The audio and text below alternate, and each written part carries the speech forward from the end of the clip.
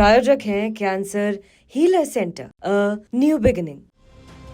Bulldozer, बटेंगे तो कटेंगे और हिंदुत्व का दांव, ये सब वो तीर हैं जो बीजेपी 2027 के लक्ष्य को भेदने के लिए अपने तरकश में सजा रही है। यूपी में सबसे बड़ी विपक्षी समाजवादी पार्टी के पीडीए वाले फॉर्मूले को फेल करने के लिए अलग अलग प्रयोग किए जा रहे हैं। जहां सीएम योगी ने हाल ही में एक बड़ी बात कहकर माहौल गर्मा दिया। 2027 में होने वाले यूपी विधानसभा चुनाव को लेकर सीएम योगी ने कहा कि 27 का चुनाव 80-20 रहने वाला है, यानी 403 सीटों में से 80% सीटों पर बीजेपी का कब्जा होगा और बाकी 20% सीटों पर विपक्ष सिमट जाएगा। सीएम योगी ने एक निजी न्यूज चैनल के कार्यक्रम में कहा कि प्रदेश को लेकर देश में परसेप्शन बदला है। विपक्ष को अपने पिछले कार्यों के लिए जनता से माफी मांगनी चाहिए। योगी आदित्यनाथ ने कहा कि सभी प्रयास 80-20 की जीत हासिल करने के उद्देश्य से किए जा रहे हैं। सीएम योगी ने 80-20 वाली बात कहकर अपना लक्ष्य साफ कर दिया कि बीजेपी को इतनी सफल रणनीति बनानी होगी कि यूपी की 403 में से 322 से ज्यादा सीटों पर जीत हासिल हो सके। लेकिन क्या वाकई में बीजेपी के लिए 2027 की चुनावी राह इतनी आसान होने वाली है? ये बड़ा सवाल है।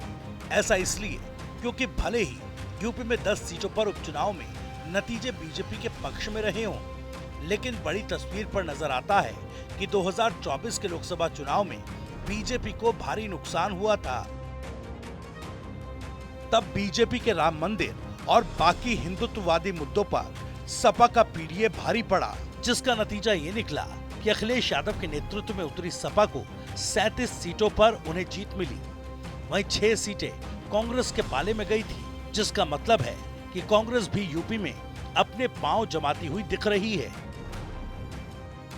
अगर आंकड़ों पर नजर डाली जाए तो जाटव दलित मतदाता 25% ने इंडिया गठबंधन को, तो वहीं 24% ने एनडीए को वोट दिया। इसके अलावा गैर जाटव दलित मतदाताओं में से 56% ने इंडिया गठबंधन को, तो वहीं 29% ने एनडीए को वोट दिया। यानी मतलब साफ है कि पिछड़े मतदाता मायावती का साथ छोड़कर बीजेपी को नहीं बल्कि बाकी विकल्पों जैसे समाजवादी पार्टी को वोट दे रहे हैं। इस स्थिति में दो बातें हो सकती हैं। अगर मायावती एक्टिव मोड में नजर आती हैं, तो भी बीजेपी को नुकसान हो सकता है, और अगर ऐसा नहीं होता तो दलित वोट छिटककर सपा के पास चला जाएगा, यानी नुकसान बीजेपी का ही होगा। इससे अलग एक बात और ध्यान देने वाली है, वो ये कि 2024 के लोकसभा चुनाव में आरक्षण, 69,000 शिक्षक भर्ती, रोजगार जैसे मुद्दों ने भी बीजेपी को अच्छा खासा डेंट किया था। हालांकि ये मुद्दे इन दिनों ठंडे बस्ते में जरूर चले गए हैं, लेकिन चुनावी मौसम में विपक्ष इन मुद्दों को अपने फायदे के लिए जरूर भुनाएगा।